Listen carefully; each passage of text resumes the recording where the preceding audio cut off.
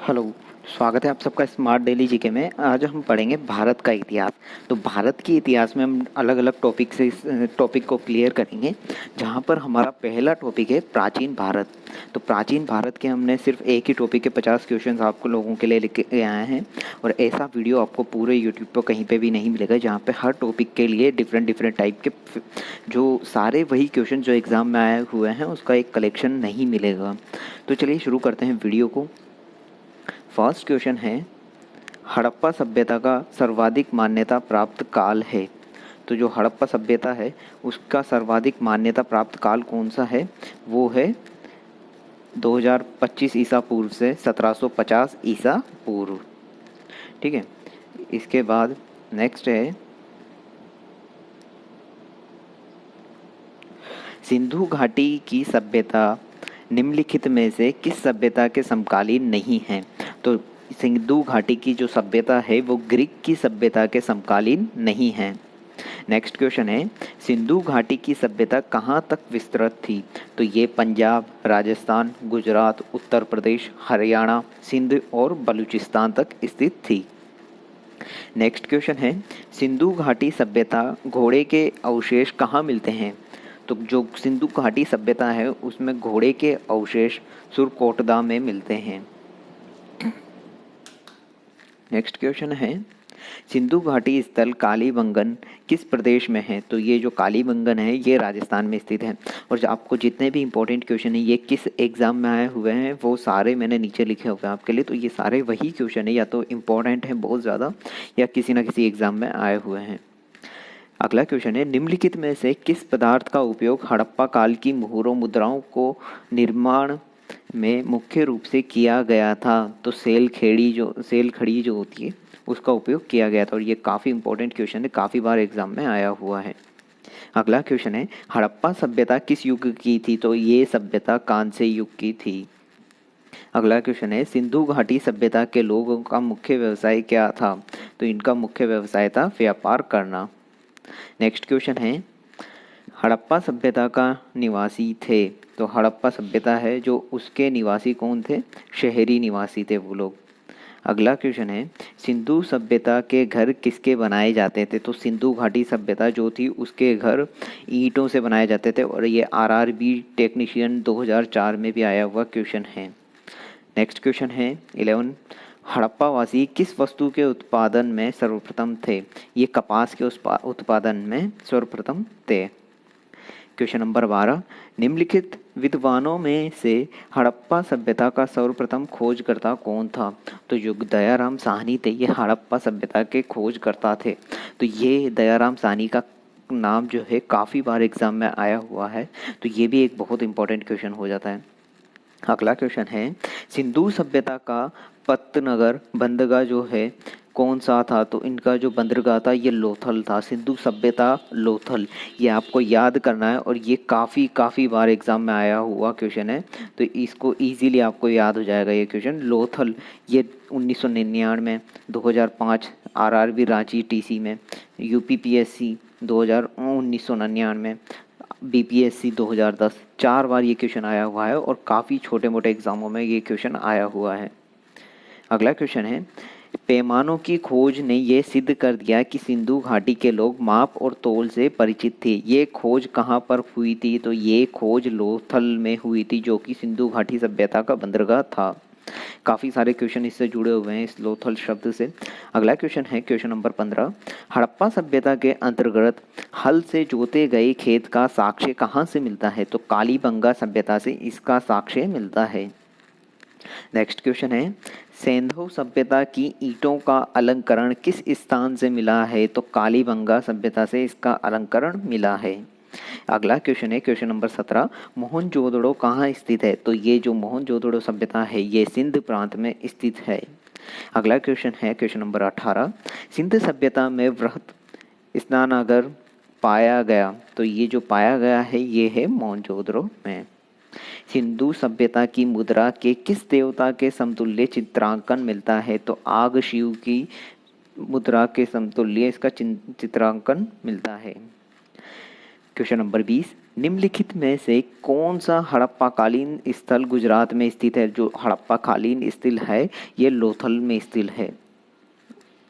लोथल जो है ये गुजरात में स्थित है। क्वेश्चन नंबर 21 है, मोहनजोदड़ो का स्थानीय नाम क्या है? मृतकों का टीला। ये काफ़ी बार एग्जाम में आया हुआ क्वेश्चन है और काफ़ी इंपॉर्टेंट क्वेश्चन है। मोहनजोदड़ो का स्थानीय नाम है मृतकों का टीला। क्वेश्चन नंबर 22, पूर्व वैदिक या ऋग्वैदिक संस्कृति का काल किसे माना गया है? तो 1500 ईसा पूर्व से 1000 ईसा पूर्व को पूर्व वैदिक या ऋग्वैदिक संस्कृति का काल माना गया है। क्वेश्चन नंबर 23 है, आर्य शब्द का शाब्दिक अर्थ है? तो आर्य शब्द जो है उसका शाब्दिक अर्थ होता है श्रेष्ठ या कुलीन। ये भी एक बहुत इंपॉर्टेंट क्वेश्चन है। अगला क्वेश्चन है क्वेश्चन नंबर 24, प्रारंभिक आर्य के बारे में निम्न कथनों में से कौन सा सही नहीं है? वे मुख्यतः नगरों में निवास करते थे। ये सही बात नहीं है। ये संस्कृत बोलने वाले थे, घुड़सवार करते थे और कई झुंडों में भारत पहुंचे थे। ये बात सही है। क्वेश्चन नंबर 25, निम्न में से किस फसल का ज्ञान वैदिक काल के लोगों को नहीं था? तंबाकू का ज्ञान वैदिक काल के लोगों को नहीं था। क्वेश्चन नंबर 36 है, उत्तर वैदिक काल के देव विरोधी और ब्राह्मण विरोधी धार्मिक अध्यापकों को किस नाम से जाना जाता था? तो इनको जाना जाता था श्रमण। क्वेश्चन नंबर 27 है, वैदिक गणित का महत्वपूर्ण अंग है? शुल्ब सूत्र। क्वेश्चन नंबर 28 है, किस वेद में प्राचीन वैदिक युग की संस्कृति के बारे में सूचना दी गई है? तो ऋग्वेद में इसकी सूचना दी गई है। अगला क्वेश्चन है क्वेश्चन नंबर 29, भारत का राज्य चिन्ह में प्रयुक्त होने वाले शब्द सत्यमेव जयते किस उपनिषद से लिया गया है? तो मुंडक उपनिषद से इसको लिया गया है। काफ़ी इम्पोर्टेंट क्वेश्चन है, काफ़ी बार एग्जाम में आया हुआ क्वेश्चन है ये। क्वेश्चन नंबर 30, ऋग्वैदिक आर्यों का मुख्य व्यवसाय क्या था? तो इनका मुख्य व्यवसाय था पशुपालन करना। क्वेश्चन नंबर 31, भारतीय संगीत का आदि ग्रंथ कहा जाता है? तो सामवेद जो है इसको भारतीय संगीत का आदि ग्रंथ कहा जाता है। ये भी बहुत इंपॉर्टेंट क्वेश्चन है, आरआरबी मुंबई सीसी 2005 में आया हुआ है। क्वेश्चन नंबर 32 है, प्रथम विधि निर्माता कौन थे? तो प्रथम विधि निर्माता जो हैं वो मनु थे। अगला क्वेश्चन है क्वेश्चन नंबर 33, कृष्ण भक्ति का प्रथम और प्रधान ग्रंथ है? तो कृष्ण भक्ति का प्रथम और प्रधान ग्रंथ वो है श्रीमद् भगवत गीता। क्वेश्चन नंबर 34 है, ऋग्वेद में संपत्ति का प्रमुख रूप क्या है? तो संपत्ति का प्रमुख रूप है गोधन। क्वेश्चन नंबर 35 है, ऋग्वेद के किस मंडल से शूद्र का उल्लेख पहली बार मिलता है? तो 10वें मंडल से इसका उल्लेख पहली बार मिलता है। क्वेश्चन नंबर 36 है, पुराणों की संख्या कितनी है? तो जो पुराण हैं उनकी संख्या है 18। क्वेश्चन नंबर 37 है, वैदिक धर्मों का मुख्य लक्षण इनमें से किसकी उपासना थी? तो प्रकृति की उपासना इसका मुख्य लक्षण थी। क्वेश्चन नंबर 38 है, किस देवता के लिए ऋग्वेद में पुरंदर शब्द का प्रयोग किया गया है? तो इंद्र देवता के लिए ये शब्द प्रयोग किया गया है। क्वेश्चन नंबर 39 है, शुल्ब सूत्र किस विषय से संबंधित पुस्तक है? तो ये ज्यामिति से संबंधित पुस्तक है। क्वेश्चन नंबर 40 है, अस्तोमा सद्गमे तमसोमा ज्योतिर्गमे मृत्योमा अमृतगमे कहाँ से लिया गया है? तो ये उपनिषद से लिया गया है। क्वेश्चन नंबर 41 है, आर्य भारत में बाहर से आए और कहाँ सर्वप्रथम कहाँ बसे? तो ये बसे पंजाब में। क्वेश्चन नंबर 42 है, आरंभिक वैदिक साहित्य में सर्वाधिक वर्णित नदी है? तो ये जो वर्णित नदी है वो है सिंधु नदी। उपनिषद काल में राजा अश्वपति शासक थे के आत्मध्यान ज्ञान के विषय में नचिकेता और यम का संवाद किस उपनिषद में प्राप्त होता है? तो कठोपनिषद में इसका प्राप्त होता है। क्वेश्चन नंबर 45 है, वैदिक नदी कुंभा काबुल का स्थान कहाँ निर्धारित होना चाहिए? अफगानिस्तान में। क्वेश्चन नंबर 46 है, कपिल मुनि द्वारा प्रतिपादित दार्शनिक प्रणाली है? तो सांख्य प्रणाली एक दार्शनिक प्रणाली है। क्वेश्चन नंबर 47 है, भारत के किस स्थल की खुदाई से लोहे धातु का प्रचलन और प्राचीनतम प्रमाण मिले हैं? तो ये मिले हैं अतरंजी खेड़ा में। क्वेश्चन नंबर 48 है, निम्नलिखित में किसका संकलन ऋग्वेद का आधारित है? तो सामवेद जो है उसका संकलन ऋग्वेद पर आधारित है। क्वेश्चन नंबर 49 है, निम्नांकित में कौन प्रस्थानत्रय में शामिल नहीं है? तो जो भागवत है वो इसमें शामिल नहीं है। ये यूपीपीएससी में 1997 में आया हुआ है। लास्ट क्वेश्चन है, क्रम का सिद्धांत संबंधित है?